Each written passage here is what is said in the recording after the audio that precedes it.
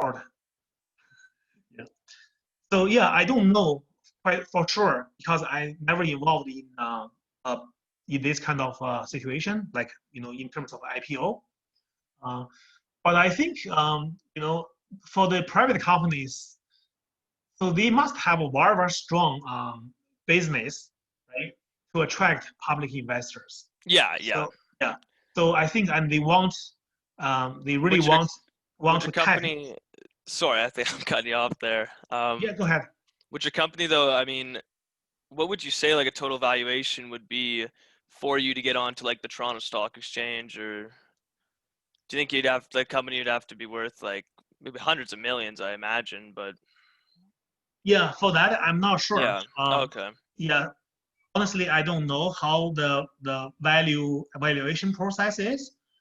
So basically, there are some people who are specialized on business valuation. Okay, so they would take a look at your financial statement. They would take a look at your future prospect, and so based on your ability I to the earnings, yeah. you are able to calculate in terms of the total value of your company, and then depending on the number of the shares you are going to issue, they would figure out what's the price per share.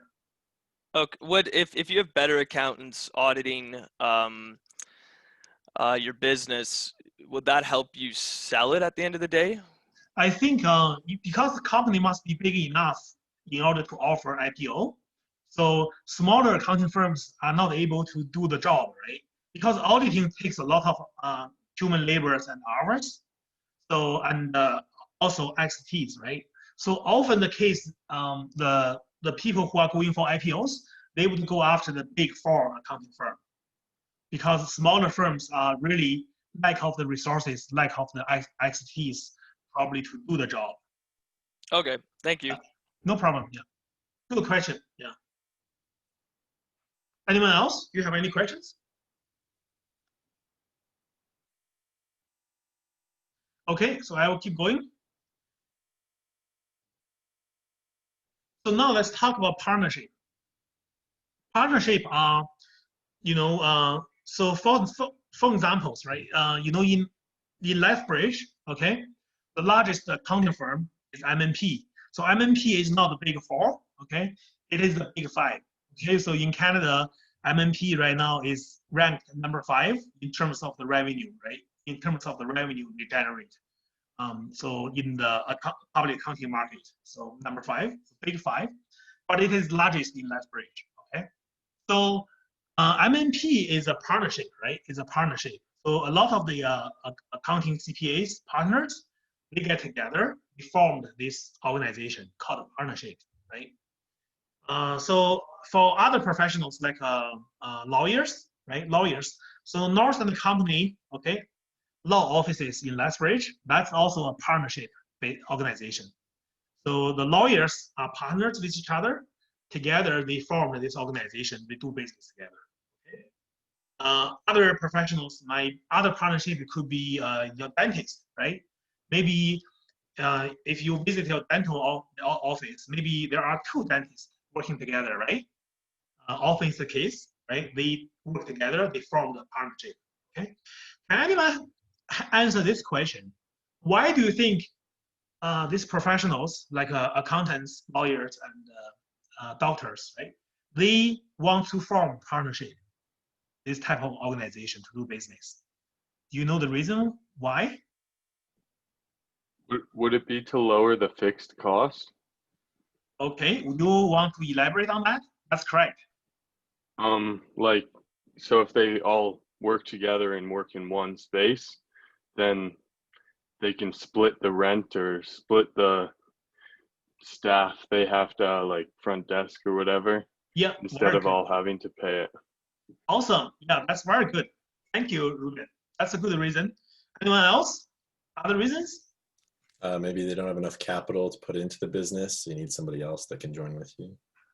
Yeah, so that's correct, right? If they have to, I guess it's kind of like what just Ruben said, right? If you are not able to afford to pay the rent, to hire a full-time staff, right? So might as well share the cost with another person, right? Yeah, good point. Yeah, thank you, Tyler. And these are usually big firms. So more partners are there. They organize themselves in a way that each partner has a specific task. So it's much more easier to, work as a team in that Okay. firm. Good, very good. So specialization, right? So if one partner is good at, civil law, right? The other partner is good at criminal law, right? So they can refer business to each other, right? They have different expertise, right? Yeah, very good point. Anyone else? Would it help somewhat protect them more legally, having a partner? I'm not sure about that, but Okay, so that's a very good point. So in terms of legal liabilities, partnership have unlimited liability. Okay, so unlimited liability. So having another partner may increase the risk. So if you partnered with the wrong person, okay, if that person is not being responsible and something bad happened, so you may be also affected by the mistakes made by your partner. Okay, so actually it's the opposite, but it's a good. oh yeah, so it would increase your risk. Yeah, okay. Yeah, yeah. Okay. Anyone else? A larger amount of investment. Larger amount of investment. So you put in money, you can you have more money now. You can find a better location, right? A better office, right? Yeah. Okay. Good. Anyone else?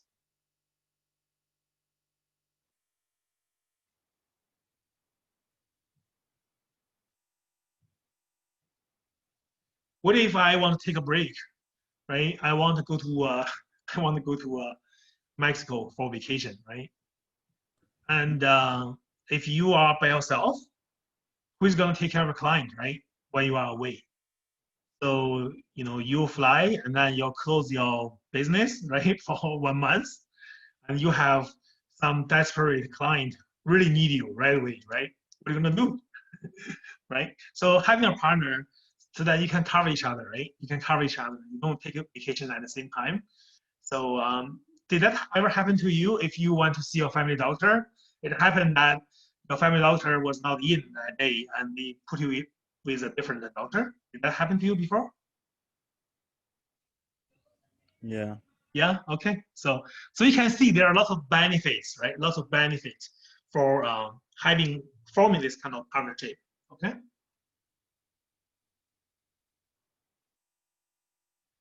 So and then proprietorship. This is just by yourself, right? If I'm just doing some business on my own, if I'm an electrician, right? Me is my own boss, and I'm the only employee, right? I'm the boss and the employee.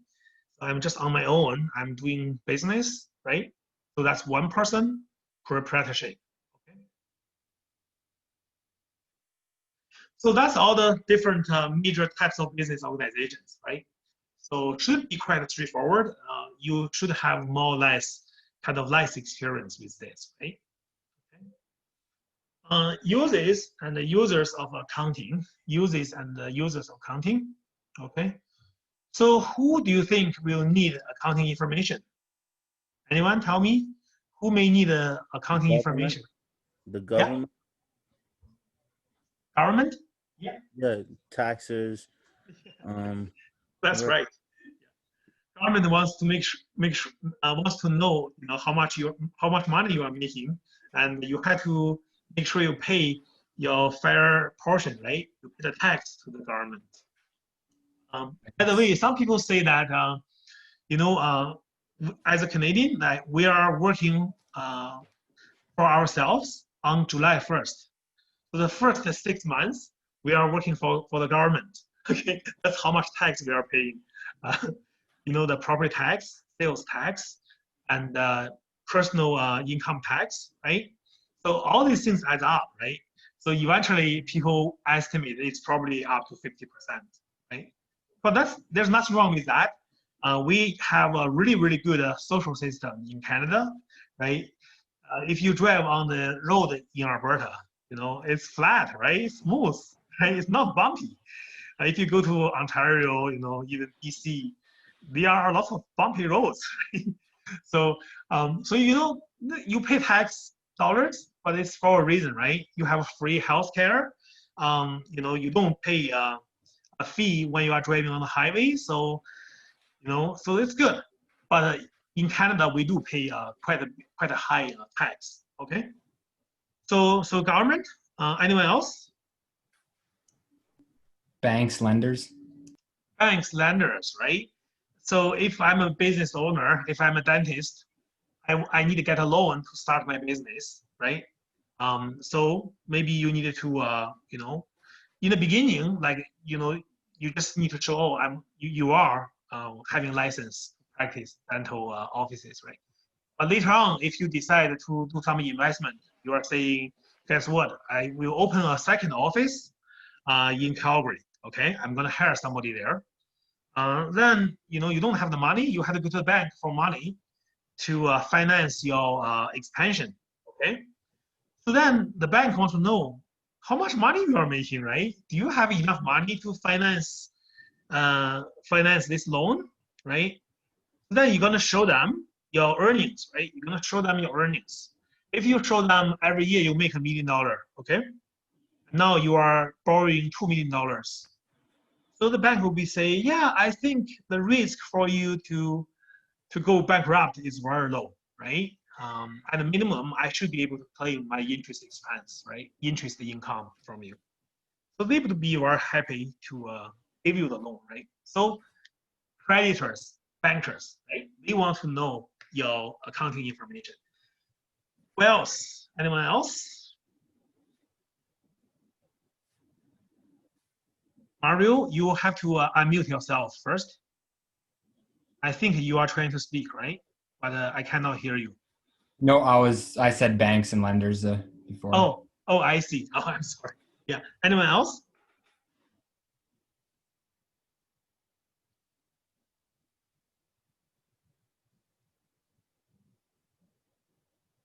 What about investors, right? So there are different public companies, okay? The Apples, right? Google, right? All these different companies, Amazon. So as an investor, I only have so much money to invest, right? I had to pick which one to invest. So I had to make a decision, right? I had to make a decision, very important decision, right? Which company I'm going to invest.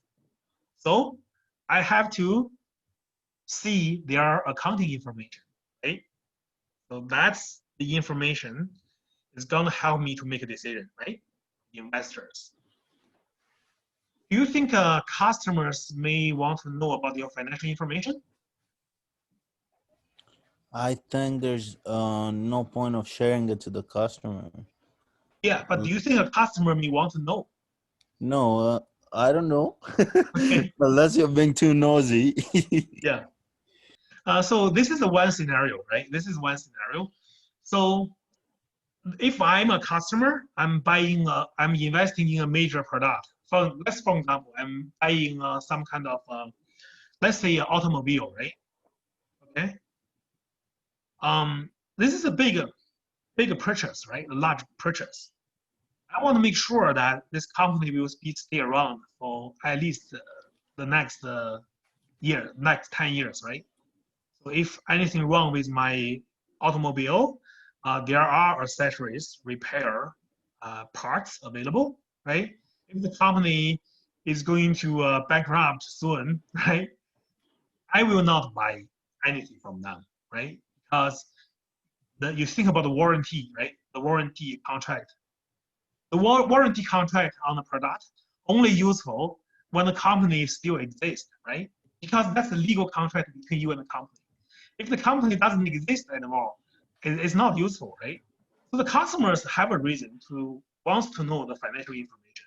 They want to buy products from, the profitable, right, growing companies, right? So that they can in the future they can upgrade their product, right? Imagine you are investing into a software, right? It costs you like lots of money to buy the software. So you hope that, you know, that software company will continue, right? Providing updates all the time, right? And then if that company, you know, go bankrupt, what are you gonna do with your software, right? It's probably will be outdated very soon, right? So you can see customers have reasons to know accounting information. How about employees? Yes, I think the employees need to know how the company is doing too. Yeah, for the same reason, because we don't want to work in any company that doesn't have any healthy financial situation, right? Yeah, very good. Yeah, because you probably want to work for a very strong company. You want to work for Google, Amazon, and you know they will not out of business, right? So you want to secure your job, right? And sometimes you also want to know the information could be also related to some social responsibilities, right? So sometimes they would also disclose other informations in their financial statement, right? Such as, you know, how much donations they made to charities, right? Are they using environmentally friendly materials in their manufacturings, right? So those non-essential information, maybe not necessarily financial information, but they want to disclose this information in the financial statement that people cares about, right? You know, things like, you know, like A&M, A&W, right? They are saying we use Canadian beef, right? We support Canadian beef, right?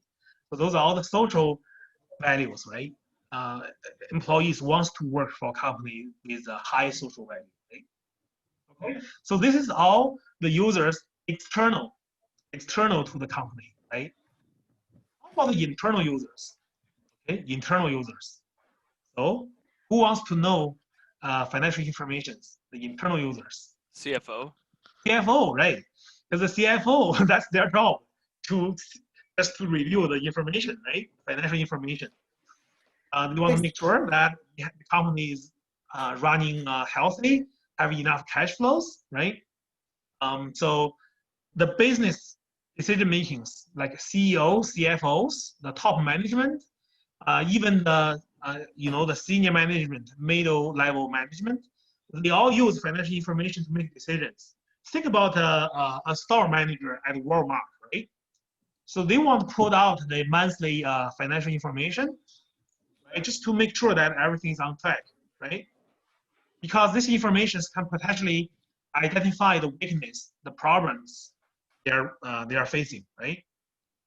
They want to make sure that you know, their inventory level is reasonable, right? They want to make sure that certain items, if they are moving very slowly, that means customers doesn't like it. They have to do something about it, right? They have to discount, right? They have to put a discount tag on the items, right? So the idea is this information will help this internal users, managers, directors to make decisions to ensure the company, the business is on track, right? So anyone have any questions? Did I make this clear?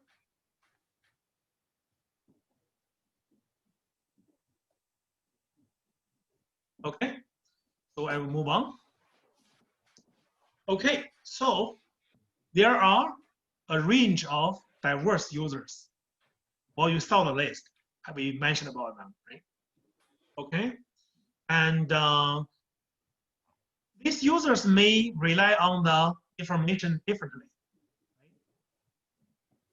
Right? They care about different things, right?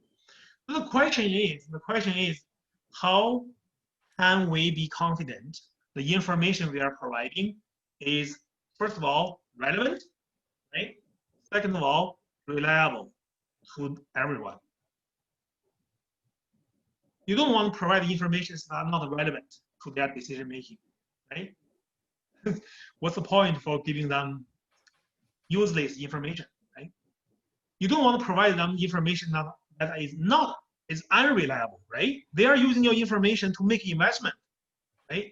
If your information is not reliable, they could lose their money, right? They could lose their money. It has a very severe consequence to the users. So we have to provide the information that are relevant and reliable to the users, okay?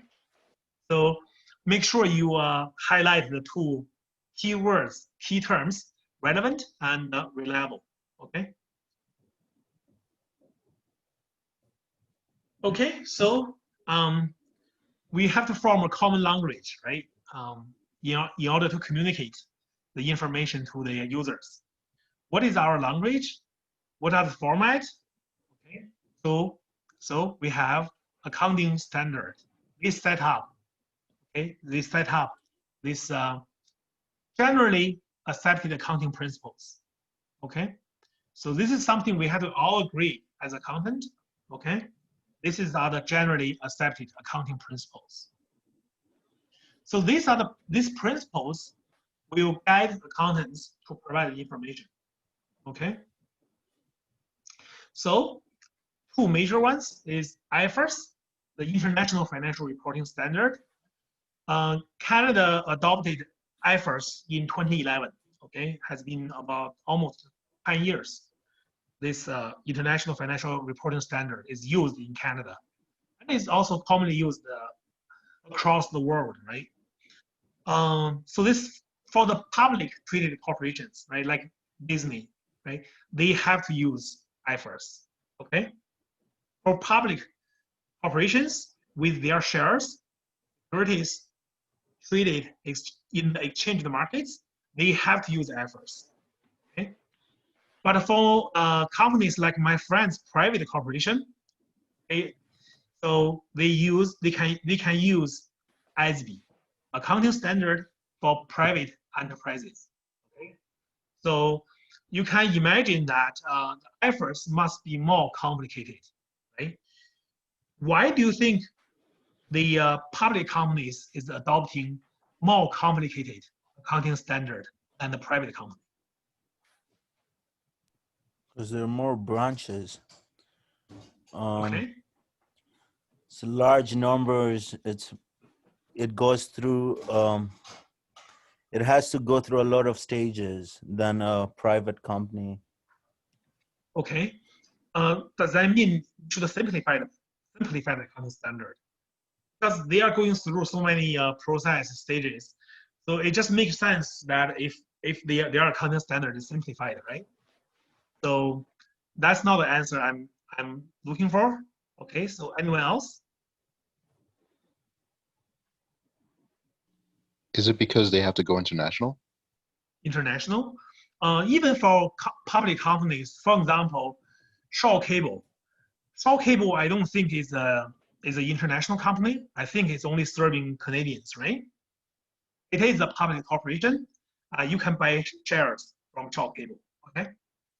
So public companies doesn't necessarily has to be international. Okay. And they are using international financial reporting standard. The reason why this standard is called international is because the idea behind this is to have a standard that is commonly accepted all over the world, right? So that is easier for multinational corporations, right? So to use this standard, you don't have to be an international company, okay? Okay, back to my point, right? If I'm a good speaker, okay? If I'm a public speaker, if I want to deliver a good speech, okay? What do you think is the most important thing for me to know before my speech? Know your audience. Know my audience, right? Know my audience. The audience. Yes, very good. Thank you, guys. Only if I know who are my audience, I can deliver the most efficient, effective speech, right?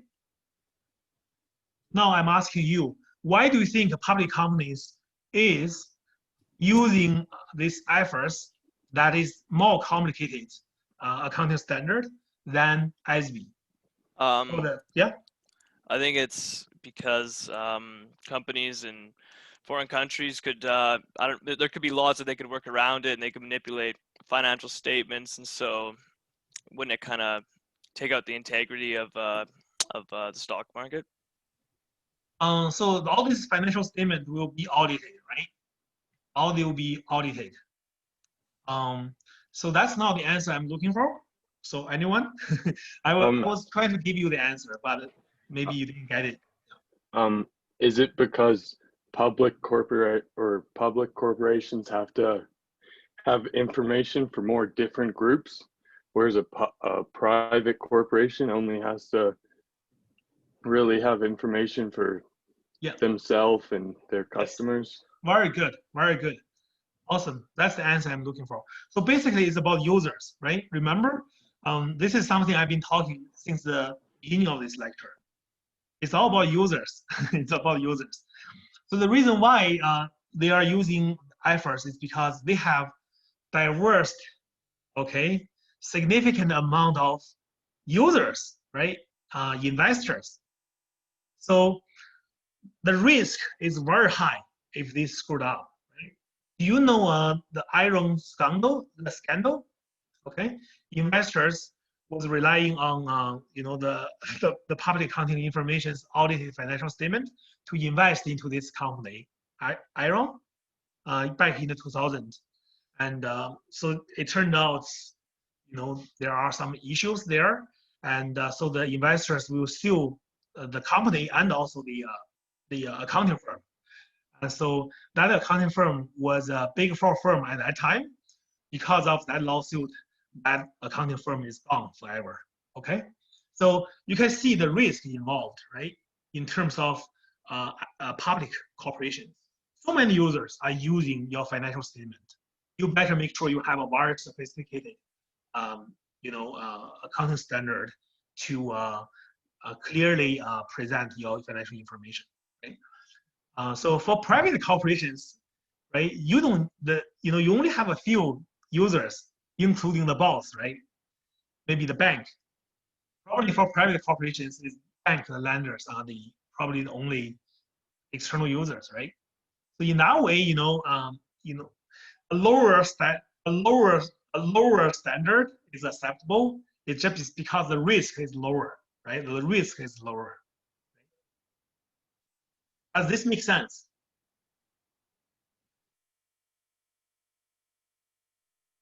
Just say yes or no, and then we can move on. Okay, I don't want to waste my time pausing here. Yeah. Yes. Okay. Good. Thank you. So in this course, we are talking about financial information for external users. External users. There is another course after this called the 2500. Okay. So that one deals with internal users. Okay. That's called a managerial accounting. Okay. So that's for internal users. Financial accounting is for external users. Okay. So this is the framework I'm talking about, right?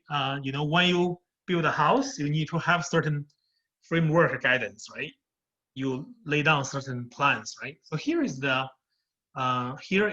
framework. How are we doing with time? So what time is it now?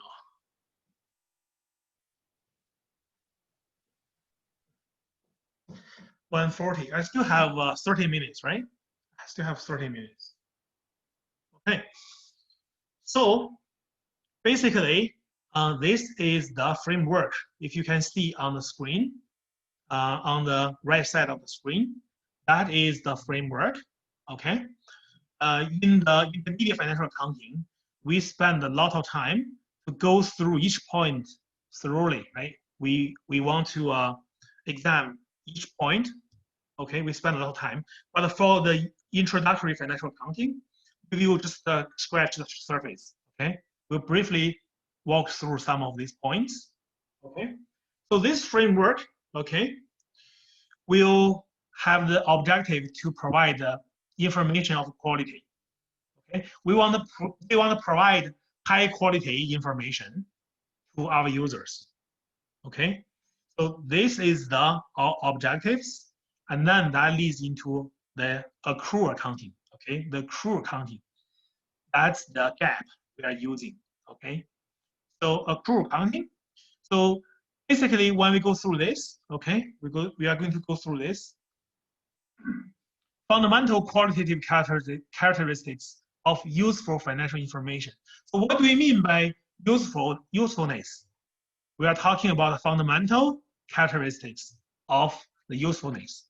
So relevancy. Remember, I asked you to remember these two, relevant and reliable, right? So relevancy, what do we mean by that? Does this information, okay, relate to my decision question? Okay, does this information speaks to my problem, right? Can I use it to predict an outcome? Okay. So when I use your information, can I make a prediction about how your company is going to do next year? Okay. Does it have a predictive value? Is it big enough to matter to my decision? Okay. If you are a $10 million company, okay, and you tell me that I will provide you information. You know what? We have a client. He owes us $1,000. Too bad he passed away. We cannot get back the $1,000. Do you think it's important to provide this information? $1,000 default on a customer?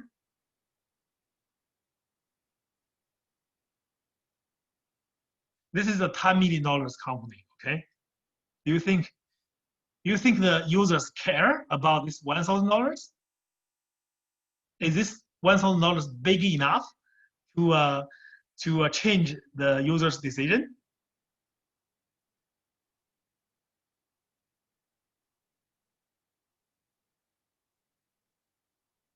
Maybe the answer is too apparent. You don't even bother to answer me. Probably not. So of course no. Yeah. So basically, the accounting information, it has to be, if you talk about the relevant, it has to be significant, material enough, right? Right? It matters enough. So $10 million, maybe you will not struggle with $1,000, right? Then for faithful representation, reliability, right? Faithful representation. Is your information complete, right? So let's say, there are 12 monthly utility bills every year, right? Did you only report 10 bills, right? So then you kind of understate your expenses, right? It has to be complete, right? Does it contain bias, right? So if I'm the owner, I will try to fudge some numbers to make my earnings look good, right? Because I'm going to the banker for some loan. I want my earnings to be impressive to the banker, right? So that's the bias, right? The manager may have a bias. So the question is, does the information include bias? Okay, it has to be free of bias, right? Does it contain any errors or omissions, right? Intentional or unintentional? So those all will affect the faithful representation, right? So it's pretty straightforward. If your information lack of these characteristics, it's not going to be, you will not call it a good information or high quality information to the user, right? And then those are the fundamental characteristics. Enhancing qualitative characteristics will be comparability, right? Can you compare with yourself across years, and also compare with other companies, right? Can your information be audited, verified? Okay. Is your information timely? Okay. If you tell me some information that a transaction 5 years ago, it's probably not very relevant to my decisions today, right? 5 years is long enough so that many things has changed, right? Your land value, right? Your home price, your home value, your business environment, right? So your transactions happened 5 years ago. It's not timely, right? It may not be useful. Understandability, right? When you present your information, so you can't assume everyone is a CPA, right? Everyone have a strong financial literacy, right? You have to present your information to cater to the person with average literacy, right? It has to be understandable, okay? The underlying assumption when you prepare the information is going concern. That means you are not running auto business, right? So your business will continue in the future, right? So that's the assumption. If you know you are going to go bankrupt in the next year, you have to prepare the information differently, right?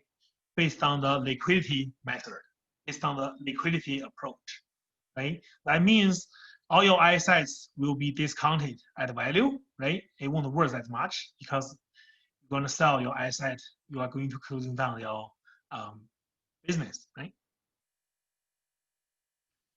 Okay, so that's the basic financial reporting framework. Okay, so what are the results? What are the key things here? So basically, in this course, okay, we are focusing on a corporate business structure. Okay, primarily we are concerned about the need of the external users. Okay, and we have a tool that is the framework. Okay, this framework will help us to direct us to come up with accounting standard that is going to provide information, okay, that is relevant and reliable to the users. Okay. Okay, so we have all this. Okay. Now, what is our product look like? Okay. What is our product look like? So, income statement. Okay, income statement. So there are 4 financial statements. The income statement is the first one I'm going to talk about. So income statement report the revenues and expenses for a certain period of time. Okay, so this period of time could be a year, right, or a month, or a quarter, right? So for in most scenarios, maybe we are dealing with a period of 1 year, right? That's the fiscal period for the corporation. So the statement of changes in equity, okay? So that the second statement reported the shareholders' equity changes during that period of time, okay? We are going to look into each of the statement in details, okay? The third statement is a statement of financial position. We also call it balance sheet, okay? So this one shows the assets, liabilities, and the shareholders' equity, a snapshot, okay, at a specific point of time. So maybe on December 31st, okay, what's the balance of my asset and my balance of liabilities and my balance of shareholders? Okay, it's for a specific point of time.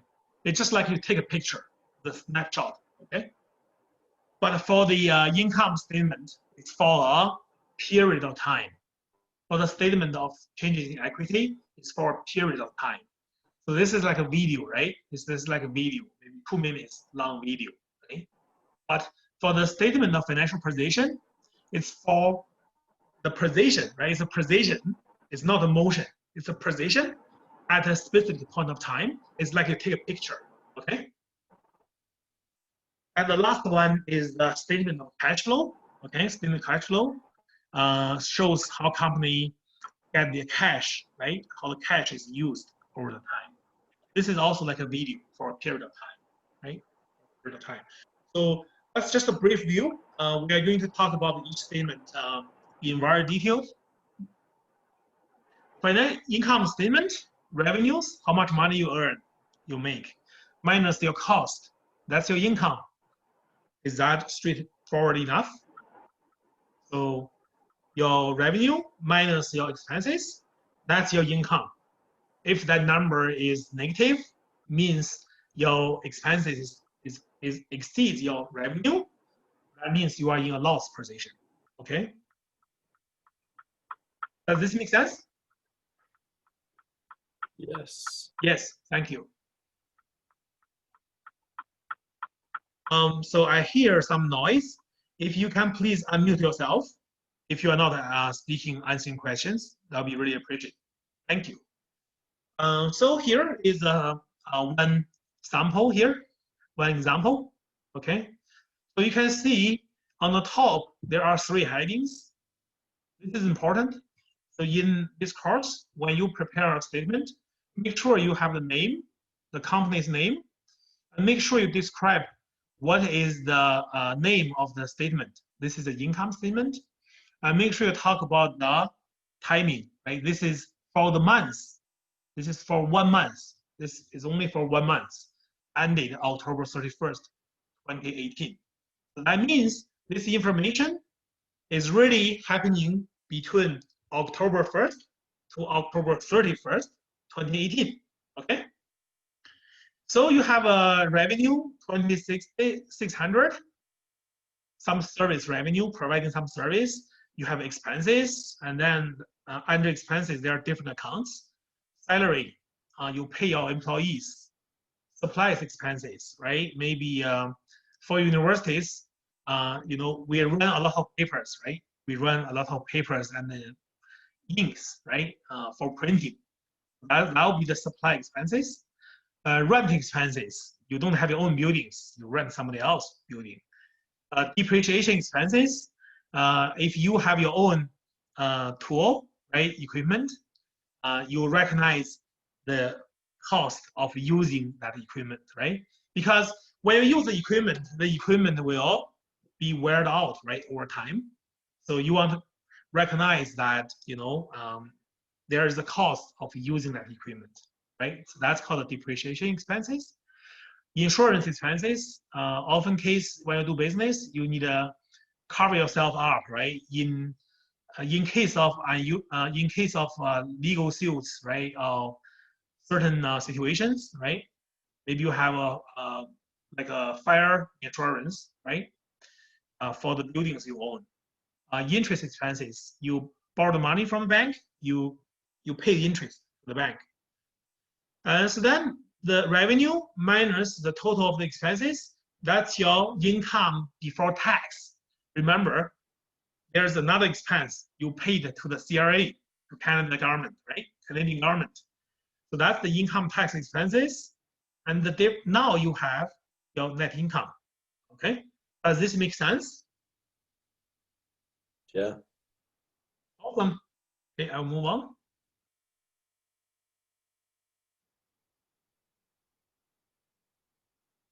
Okay, now let's take a look at the question. Okay, on page 46. Page 46. Okay, that's the problem 1-10-6. Problem 1-10-6.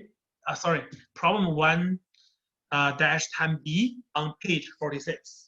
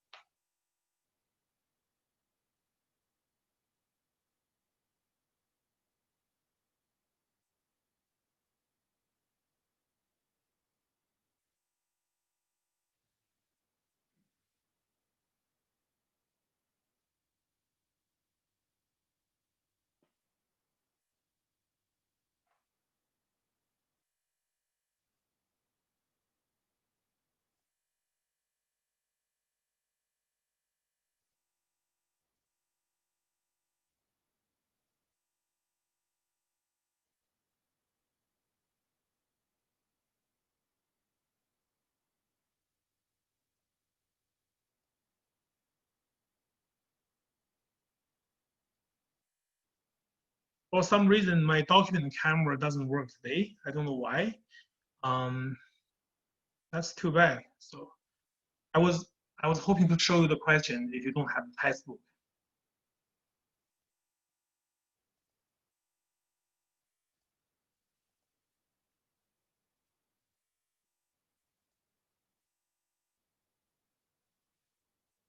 Okay, so does anyone see a problem with this question, with that statement, page 46? Yeah, a lot. A lot? Okay. Can you please mention one? What happened? What do you think is wrong? She wrote off her vacation as a company expense. Okay, very good point. Thank you. Okay. So vacation expenses, if it's not for business, that's your personal expenses. You are not supposed to recognize that expenses, right? It has nothing to do with business. Okay, so very good point. Thank you. So vacation expenses, that's for your maybe personal pleasure, entertainment. It's not for business purpose. Okay, so let's say you go to island, you meet a very important business people, and you play golf because you hope to, get a deal with that business people, right? Business person. And then indeed you get a business, right? You get some contract signed on the golf course, right? So then that expenses flying to that island may be considered as business expenses, right? Because it has a has an element of the business purpose there, right? But if you just go there, just relax, playing golf with your family, that's not a business expense. Okay. So anyone else?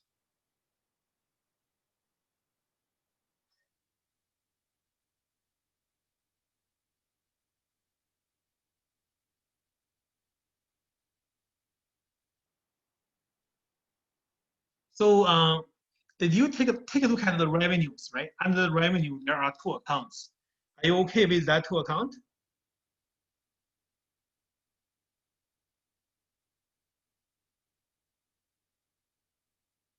So you have account receivable for 23,000 and the service revenue for 41,000. Which one is okay? If I tell you only one is okay.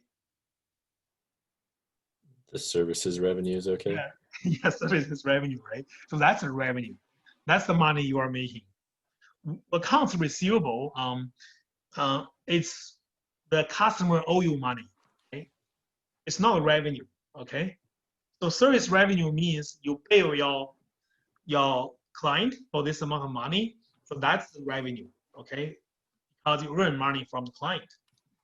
But accounts receivable is actually how much money the client owe you, right? So let's say you do a business, the revenue is $10,000, okay? And the client paid 2,000, okay? What is the AR, accounts receivable? 8,000. 8,000, right? I just have one question. Is AR considered an asset though? Yeah, they're assets, Okay. right? Because it's your money, right? It's your money. The client has to pay you, right? Right. Okay, I was just a bit confused because you don't technically have it yet, but Yeah, so it's an asset. But do you remember where assets go? I mentioned the first statements, right? Does anyone remember where assets go? On the balance sheet. Yeah, balance sheet, right? So accounts receivable should be in the balance sheet, right? So okay, awesome. Okay, so what does the income statement tell us about performance? They're making how much money? They're making $71,000. Not bad, right? After you factor in if you remove AR and the vacation expenses, I think your number should be 71,000. So yeah, they are making $71,000. It's not bad. Independent bookstore, okay, it's for bookstore right now, making $71,000. Okay, so let's move on. Okay, here are two companies. Okay, I want you to compare the two companies and tell me, okay, which companies do you want to invest? Suppose you are the investor.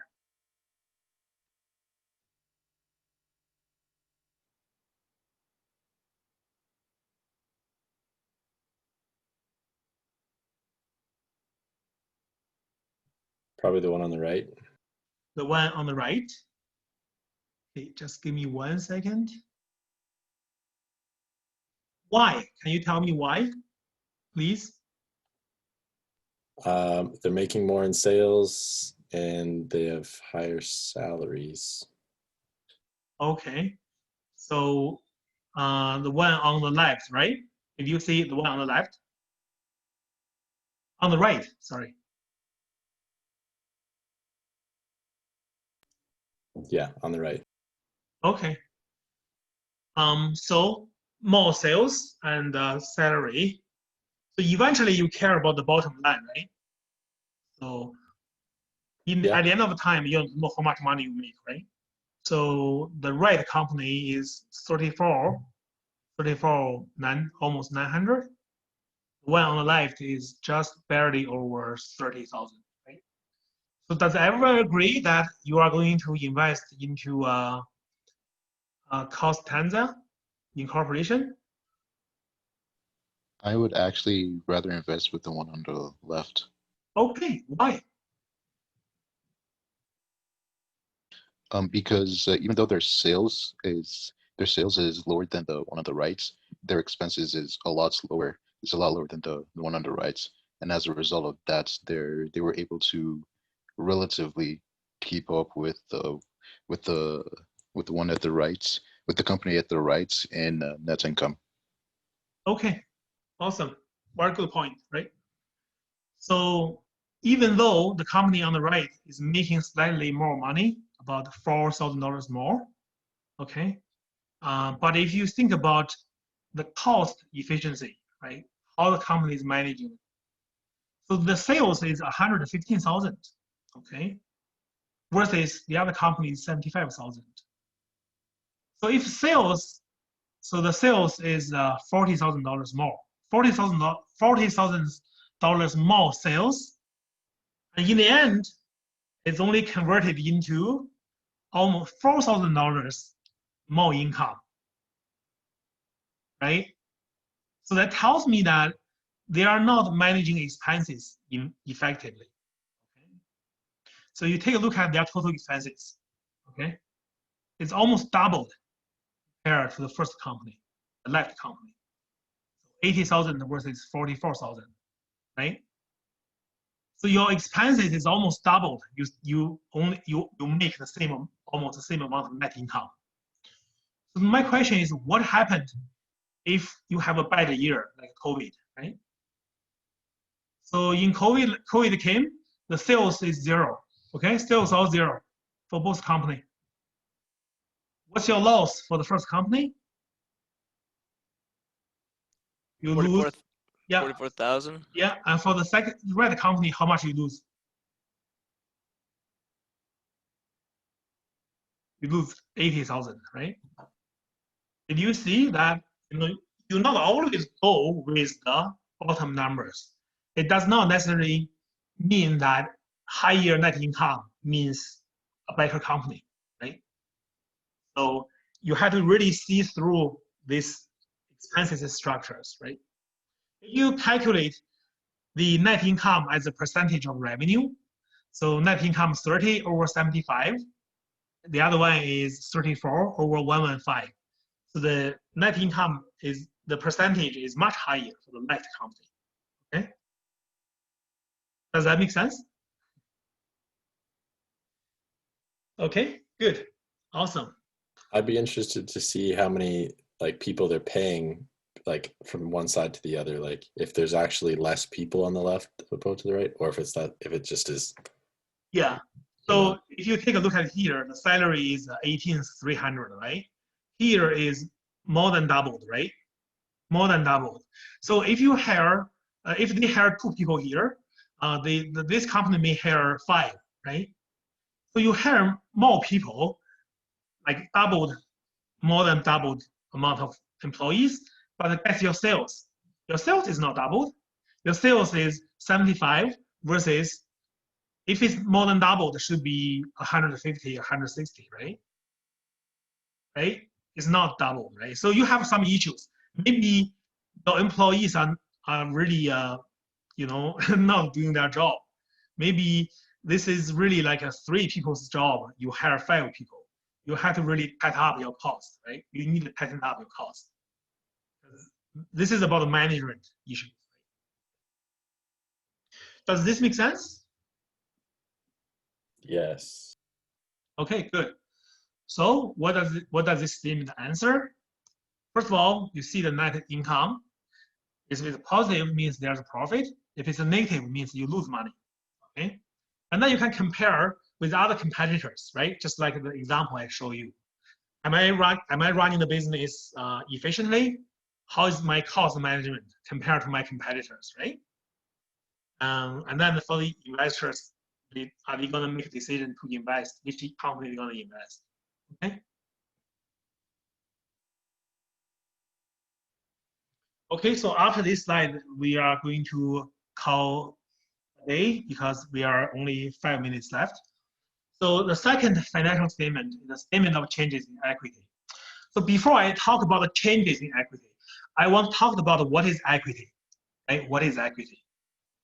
Just assume that you know, I have a magic cup. Okay, I have a magic cup. This is a magic cup. Can you see? This is my magic cup. Okay, you know, I'm gonna do a business with this. It costs $100. This cup, I have to buy it for $100. I only have $20. Okay, so I will get a loan from the bank for $80. Okay, so in my company, if you drink the water from my cup, you will be smarter. That's my business. Okay, so many people will use my eyesight. So what is my eyesight? What is the value? The eyesight is my cup. The value is 100. Okay, what's my liability? Anyone know what's my liability? 80. 80, right? I owe the money to the bank. That's my liability, $80. And then the other $20 is my own money, right? That's called equity, my own money. Okay. Suppose next year, okay, my net income is $10. I make $10, the net income. So that $10 net income is what I earned. Whose money is that?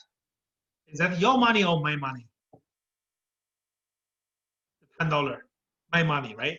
It's my business. I earned the $10, it's my money, right? So that's my equity, right? The $10 is also my equity. It is earned, right? It is earned. So when you talk about the equity, there are 2 components. The one you already initially contribute, it's called contributed equity, is the $20. When I set up my company, I take $20 out of my own pocket, okay? That's my contributed equity. It's also called share capital. And then later on, I earn the money, okay? That's right. That's called returned earnings. The $10 is also my money, my equity. We call it returned earnings, right? So the earnings, that's the $10 retained in the company, okay? So I haven't taken the money out of the company yet. That money earned is kept returned in the company. I haven't taken money out yet. Okay. So what are the equity? It's your money. There are 2 components. The initial contribution, okay, the contributed equity, that's called the share capital.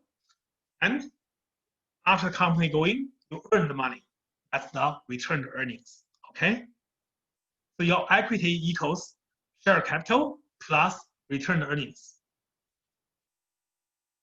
I still have 1 more minute. Okay, so I will just call it a day, and we'll continue on Monday from this slide. Okay, from this slide. Make sure you order your textbook. Okay, because during the class we are going to, we are going to work on problems, and make sure you read the textbook. And I will post the video. Okay, just in case. I hope I made everything very clear during the class. Just in case if you're not around, I did record it. Okay. So 1:45. Sorry, 2:45. You know, have a good day, everyone. And if you have any questions, just let me know. Send me email. Again, I don't have office hours, but if you needed to meet me, we'll meet in Zoom. Send me email. We'll schedule appointment. Okay. So Thank good luck. you. Yeah. Have a nice day, You too. everyone. Thanks. Bye. Bye. Thank you. Have a Thank nice day. you. Have a good day, everyone.